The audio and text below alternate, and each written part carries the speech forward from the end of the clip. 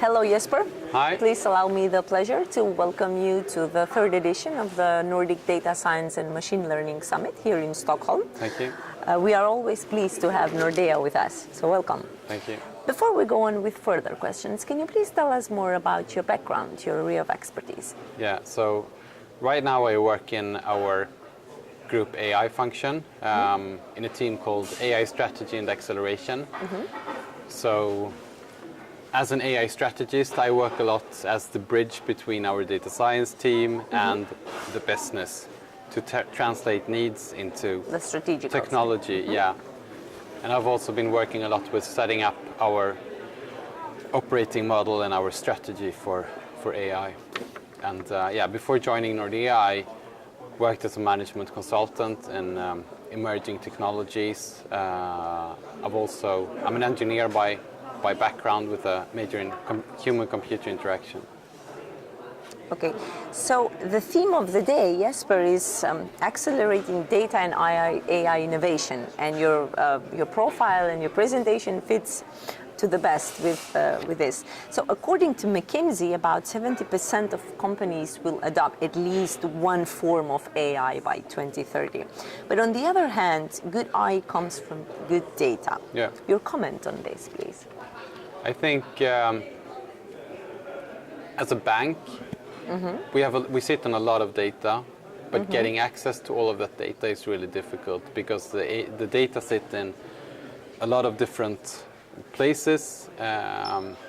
It's biased, it's inconsistent, it's often incomplete, and I don't think, we are still on our journey and we are improving, but I would say that we have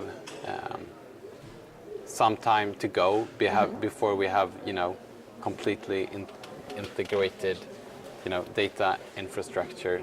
So I think data access to high quality data is it's a big challenge for us, but I also think it's a big challenge for most companies, especially older companies who sit on legacy systems like banks, with their old mainframe systems and so forth.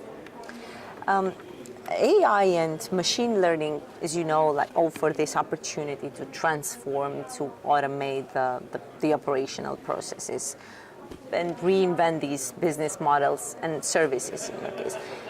It is the greatest hype. So can you please tell us your opinion about the maturity of AI and what actually means for companies, especially in your case for the banking industry, also having in mind the new privacy things that is going on and everything.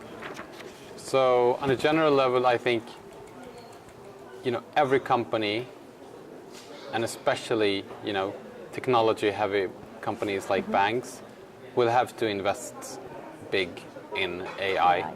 Because I think AI is the future, and I think, like I said in my presentation, that I think every application will actually have an AI layer in it.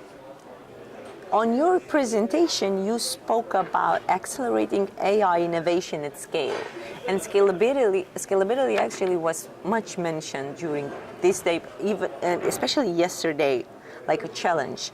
And you explained Nordea's journey in how you accelerate AI across the organization. So what is the importance of evangelizing this AI? How do you do it? Yeah, so I think there needs to be a strong commitment from the business. There needs to be an interest in doing a lot of things. We can't go out there and just tell everyone what to do, especially as Nordea is it's a distributed organization with different business areas who own their own operations.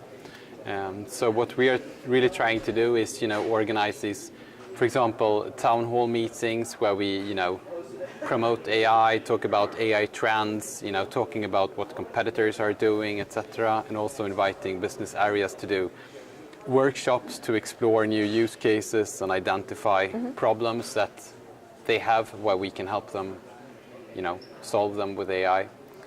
And do you find, let's say, that level of maturity, of acceptance of the importance of AI from the strategic side, from the business side? Because as you said, you can just not tell it that we need to do this, but is is the business side ready to invest in it? I think some parts of our business are very mature and they have a very good understanding. Then I think there are other parts of organizations that may be less mature. So we provide different levels of support. When we work with some business units, we provide, everything from, we help them, everything from identifying the need to developing and deploying everything. Whereas our, retail banking function, for example, they have some data scientists of their own. So they maybe just need our help with setting up the infrastructure and things like that. One last question, Jesper. What is next for I? What can we expect in the near future? In the near, what do you mean by near future? Am I being too bold to say 1 year, 2? 1 year. Everything is changing on a weekly basis. Yeah.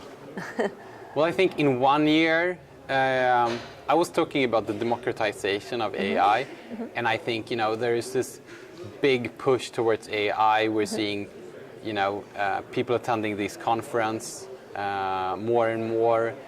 And I think the interest in universities and people to getting degrees, more and more people want to go into AI. Meanwhile, I think the demand will continue to grow. So I don't think we've seen the top there yet. There will still be a lot of opportunities. The hype will continue. Yeah. The hype will continue at least for a couple of more years. But then there are also these new tools like Poltarian who are here. They want to help people who are not data scientists to do data science stuff, right? Yeah. And really enable everyone to leverage the benefits of AI. And you mentioned something about the human side of it. Is AI going to replace us? Yes and no. I think AI enables people to do what we are best at. AI can remove a lot of the boring stuff that we don't like. And I think most organizations today, it's not like the projects. I think most organizations have more to do than they can cope with, right? So if you can remove all the boring stuff and all the repetitive stuff, you will have more time to focus on, delivering value and do what only people can do. Perfect.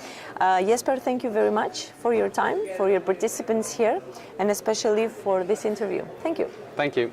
My pleasure.